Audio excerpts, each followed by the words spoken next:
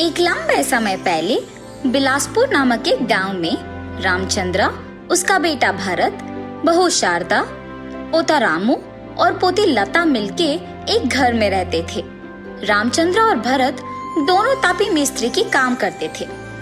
उस गांव के जमींदार को उस गांव से दूर एक बड़ा और पुराना घर था जो बहुत दिनों से खाली पड़ा था और इसीलिए रामचंद्र को उस घर के पास बुलाते हैं।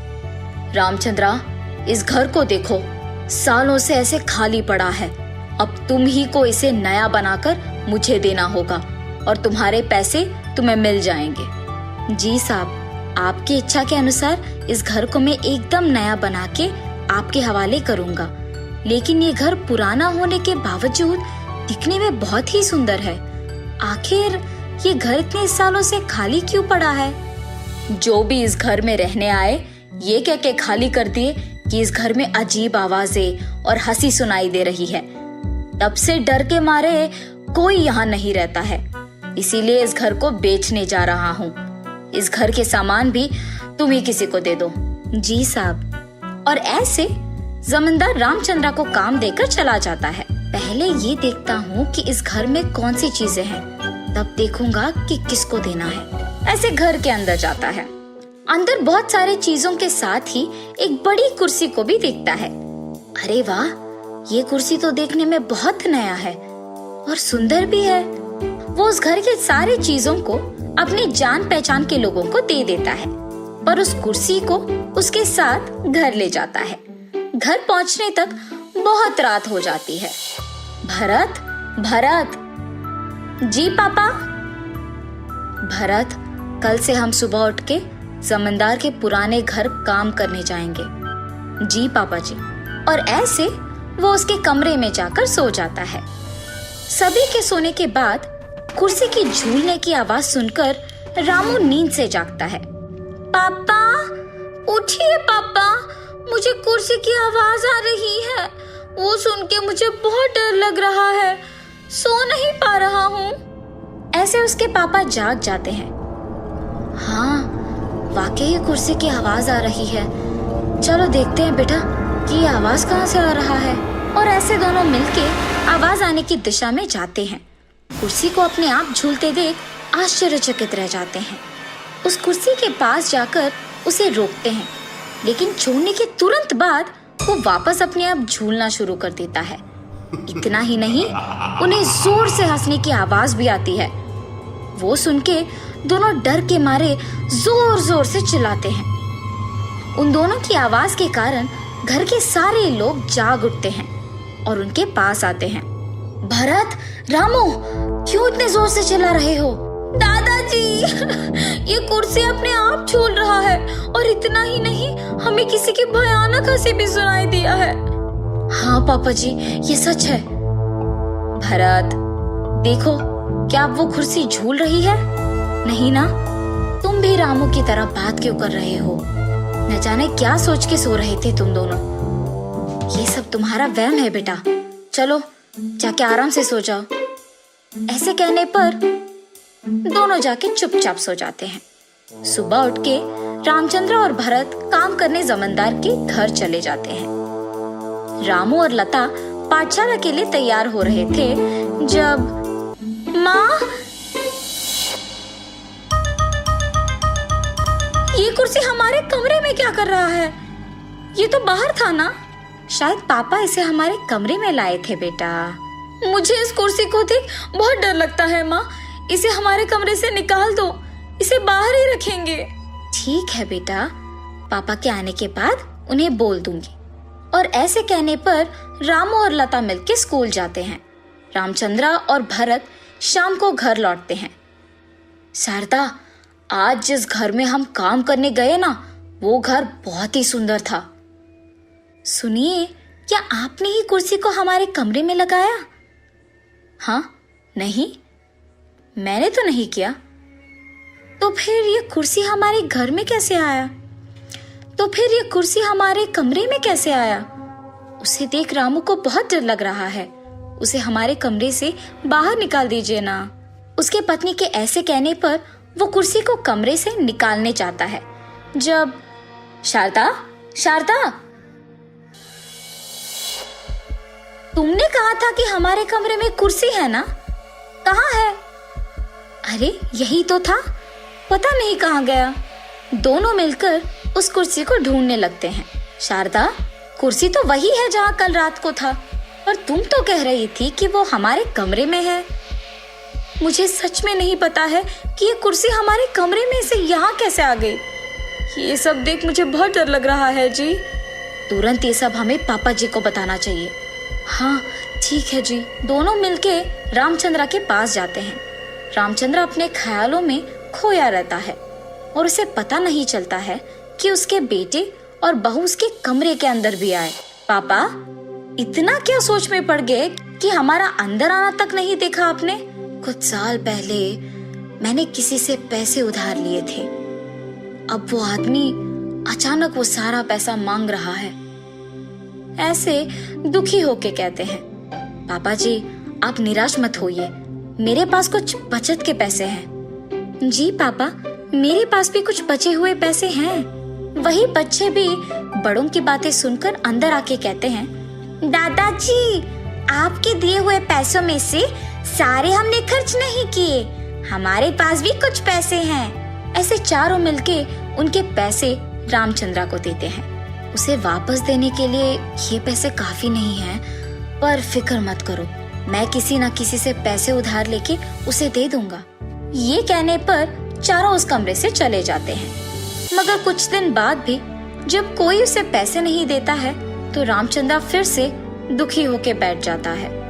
इतने में किसी का रामचंद्र को बुलाने की आवाज सुनकर सभी बाहर आते हैं, लेकिन बाहर कोई नहीं होता है।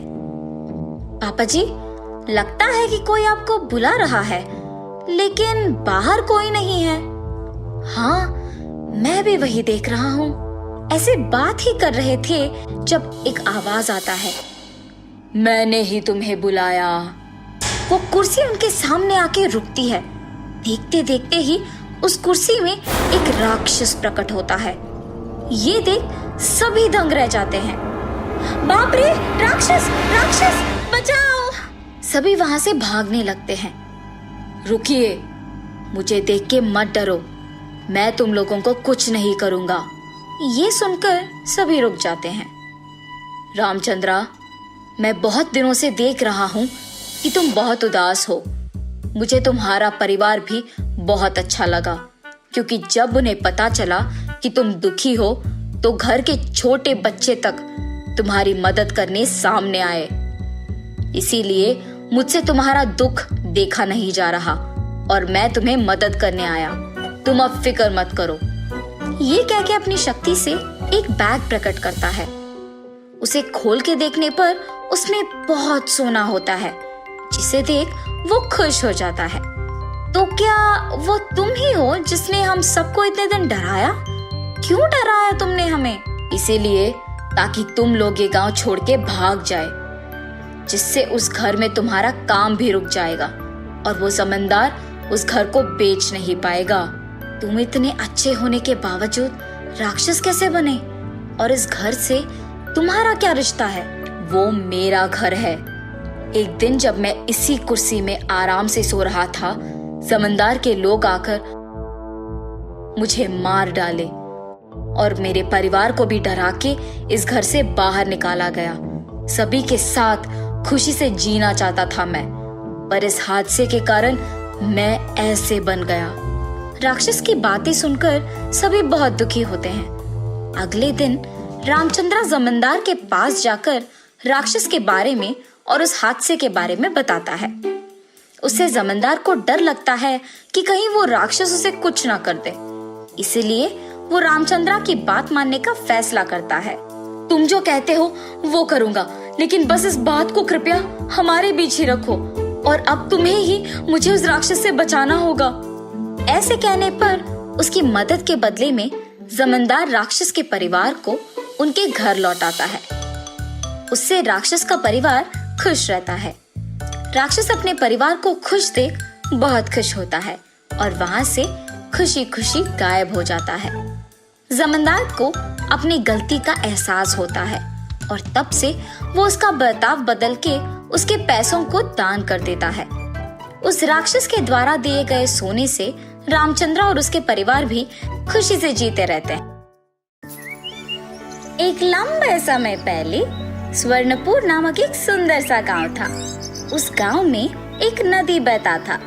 हमेशा उस नदी में पानी का प्रवाह जारी रहता था और उस गांव वाले भी सिर्फ उस नदी इस नदी ने मेरा प्यास बुझाया और ये पानी भी बहुत अच्छा है।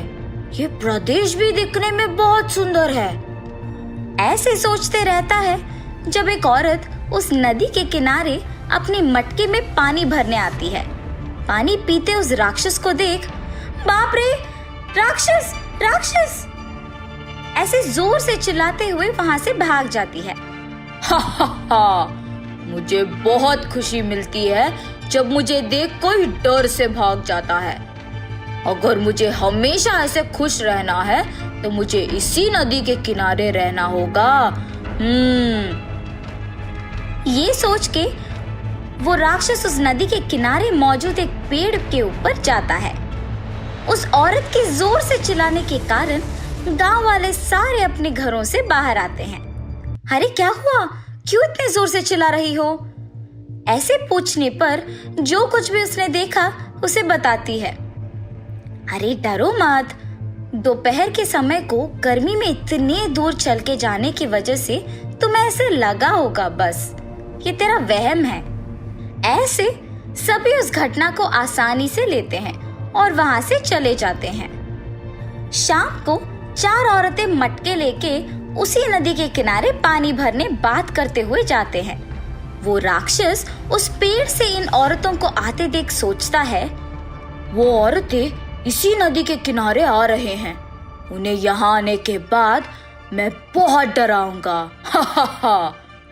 ऐसे सोचकर उनके वहां आने तक का इंतजार करता है। जब वो नदी के किनारे आके मटके में पानी भरते हैं तब वो राक्षस नदी में प्रवेश करके उसका चेहरा नदी के बाहर रख देता है। उसे ऐसे रखते हुए देख चारों औरतें जब उस राक्षस के चेहरे को देखते हैं तो किनारे की ओर भाग चलते हैं और अचानक वो राक्षस उन औरतों के सामने आके खड़े होता है। राक्षस का डरावना अवतार देख वो औरतें डर से कांपने लगते हैं। तुम्हारी इतनी हिम्मत कि तुम लोग मेरे नदी से पानी लेने आए? अब से यहाँ अगर कोई पानी भरने आया तो मैं उसे नहीं छोड़ूंगा। ऐसे कह के वो राक्षस गायब हो जाता है। बाप रे, राक्षस राक्षस ऐसे जोर से चिल्लाते हुए वो 4 औरतें गांव की ओर भागते हैं। उन औरतों की चीखें सुन के गांव वाले सारे बाहर आते हैं। अरे क्या हुआ दीदी, क्यों इतने जोर से चिल्ला रहे हो तुम लोग? और तब वो औरतें गांव वालों को सब कुछ बताते हैं। इसका मतलब दोपहर को उस औरत ने सच ही कहा था। हाँ, हमने खुद हमारी आंखों से उस राक्षस को देखा है। वो दिखने में बहुत भयानक था। तो उस नदी के पास वाकई ही एक भयानक राक्षस है। अब से कोई भी उस तरफ नहीं जाएगा। क्या सच में राक्षस होता है? तुम लोगों की बातें सुनकर मुझे आश्चर्य हो रहा है, पर अगर हमने इन बातों का यकीन माना तो फिर पानी के लिए बहुत कष्ट लेना होगा। इसीलिए हम सब उस नदी के पास जाकर देखेंगे। अगर वहाँ राक्षस नहीं है तो हम हमेशा की तरह उसी नदी से पानी भर सकते हैं। हाँ हाँ सही है, वहाँ जाकर देखेंगे। ये फैसला करके सभी गांव वाले मिलकर नदी की ओर बढ़ते हैं। नदी से कुछ दूर सभी देखते हैं कि एक आदमी नदी के किनारे पे मौजूद पेड़ के नीचे झूला झूल रहा है। रुको सभी, देखो वहां नदी के किनारे उस पेड़ के नीचे कोई झूला झूल रहा है।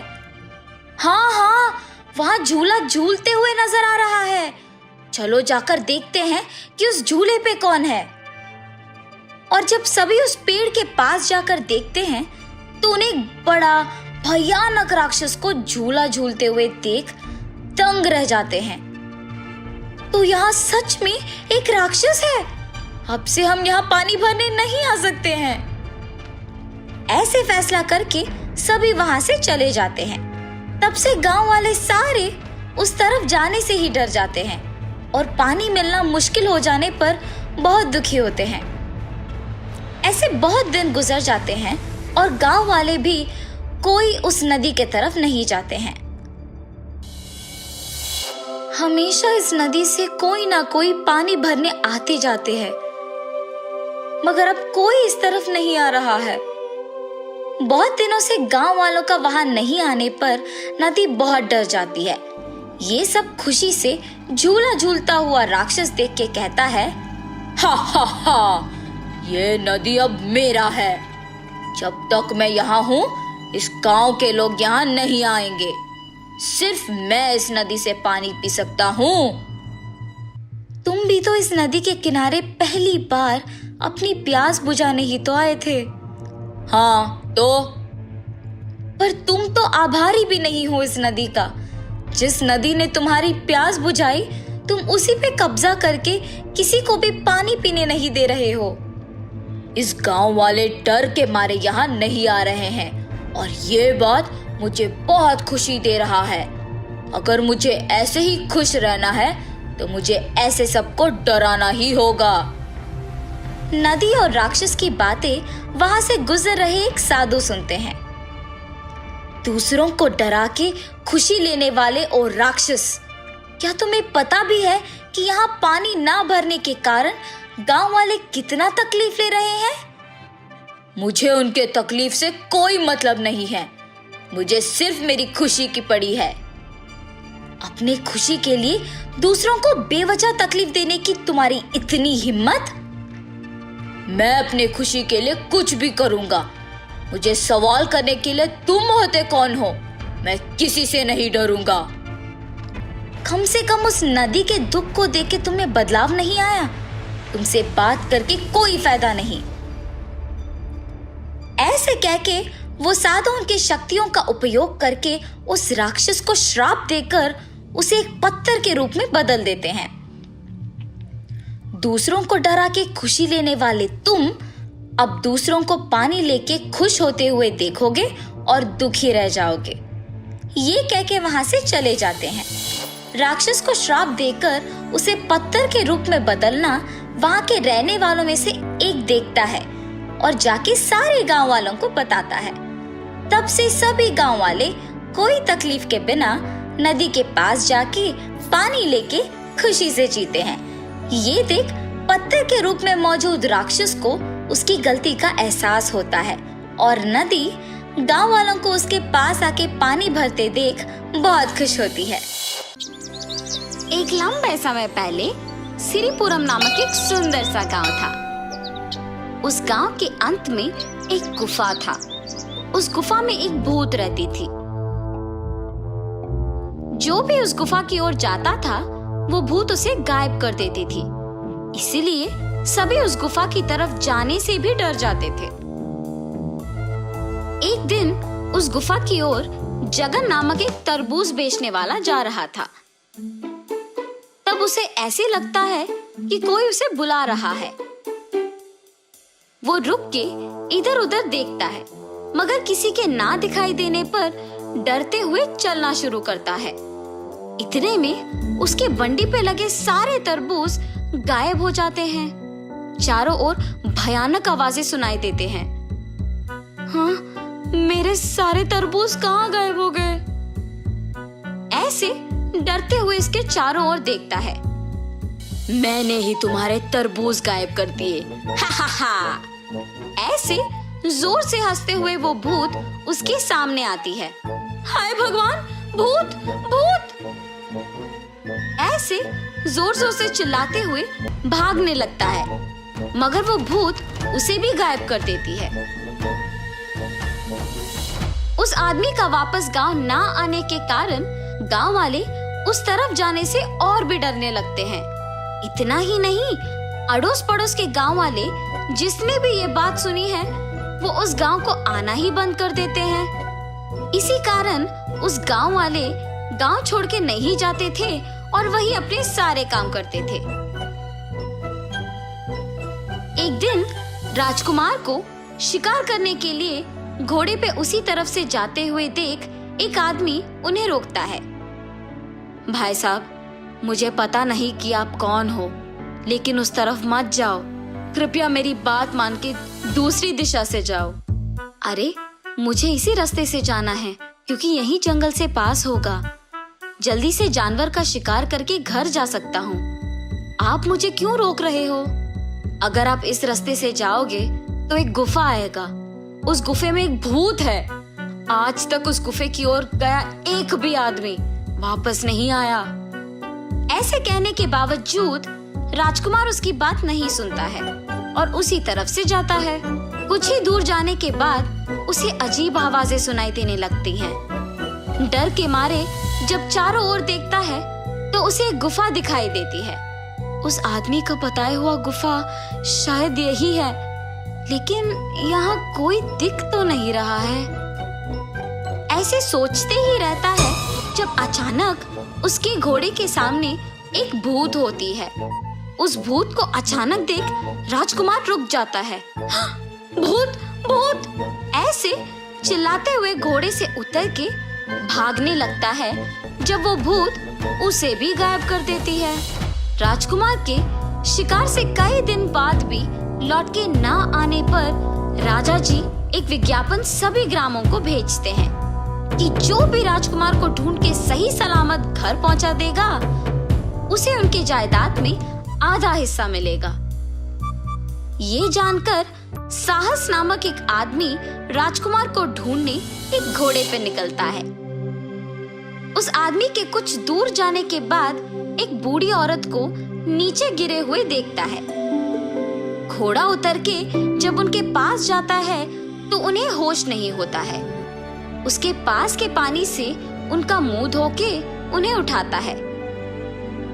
सही समय में तुमने मुझे देखा है बेटा, और पानी भी पिलाया। कौन हो बेटा तुम? यहाँ से कहाँ जा रहे हो? माता, आपको तो पता ही होगा कि हमारे राजकुमार गुम हो गए हैं। मैं उन्हें ढूंढने निकला हूँ, तभी मैंने आपको यहाँ देखा। बेटा, अगर तुमको किसी भी मुसीबत का सामना करना पड़ा तो इसे पकड़ के तुम जो भी मांगोगे वो पूरा हो जाएगा। ऐसे उसे एक जादुई छड़ी देती है। उस जादुई छड़ी को लेके वो घोड़े पे बैठ के चले जाता है। जाते हुए साहस को एक आदमी रास्ते में रोकता है। उसे देख साहस भी रुकता है। बेटा, तुमसे पहले तुम्हारे ही तरह एक आदमी घोड़े पे शिकार करने इस तरफ आया था। मैंने उससे भी कहा कि उस तरफ एक गुफे में भूत है, पर वो फिर भी गया और अब लौट के नहीं आया। कम से कम तुम मेरी बात सुन लो, यहाँ से पीछे मुड़ के चले जाओ। हाँ, शायद मेरे पहले राजकुमार ही उस तरफ से गए होंगे। मैं भी उसी तरफ जाऊंगा तो ही उन्हें ढूंढ पाऊंगा। बेटा, क्या सोच रहे हो? चले जाओ। देखिए, मुझे नहीं पता कि आप कौन हैं, पर मुझे ये समझ में आया कि आप मेरे भले के लिए ही ये सब कह रहे हैं। लेकिन जिस आदमी को मैं ढूंढ रहा हूँ वो इसी तरफ जाने पर मिलेगा। ऐसे उस आदमी से कहकर गुफे की ओर बढ़ता है। थोड़ा आगे जाते ही उसे कुछ अजीब आवाजें सुनाई देती है। फिर भी वो निडर होके आगे बढ़ता है। साहस, साहस! ऐसे उसे किसी का पुकार सुनाई देता है। यहाँ के लोगों को मेरा नाम कैसे पता है? किसने मुझे बुलाया? इधर उधर देखता है पर कोई नहीं दिखता है, मगर पास में एक गुफा दिखता है उसे। किसी ने तो मुझे बुलाया, लेकिन यहाँ कोई नजर नहीं आ रहा। शायद उसी गुफा में एक भूत रह रही है। ऐसे सोचता है जब वो एक परछाई को देख के पीछे मुड़ता है। कौन हो तुम? यहाँ क्यों हो? मैं कौन हूँ? ये कह के वो भूत उसके पास बढ़ती है। दिखने में भयानक रहने पर साहस उस भूत को देख डर जाता है और कांपने लगता है। इतने में साहस को उस बूढ़ी औरत का दिया हुआ जादुई छड़ी याद आता है और तुरंत उसे अपने हाथ में पकड़ता है। इस भूत को यहाँ से दूर कोई भी मनुष्य ना रहने के जगह चले जाना चाहिए। ऐसे मांगते ही तुरंत वो भूत वहाँ से गायब हो जाती है और उसके ही साथ उस भूत द्वारा गायब किए हुए सारे लोग वापस आ जाते हैं। उसमें राजकुमार को भी मौजूद देख साहस बहुत खुश होता है। साहस राजकुमार को राजा जी के हवाले करता है और जो कुछ भी हुआ उन्हें समझाता है। ऐसे राजा जी के विज्ञापन के अनुसार उनकी जायदाद में आधा हिस्सा साहस के नाम कर देते हैं। इतना ही नहीं, उस भूत को दूर भिजाने के कारण उस गांव वाले भी बहुत खुश होके साहस का अभिनंदन करते हैं। तब से साहस खुशी खुशी जीता है। उस गुफे का भूत अब ना रहने पर उस गांव के लोग भी अड़ोस पड़ोस के गांव जाते हुए अपने काम करते हैं और खुशी से जीते हैं।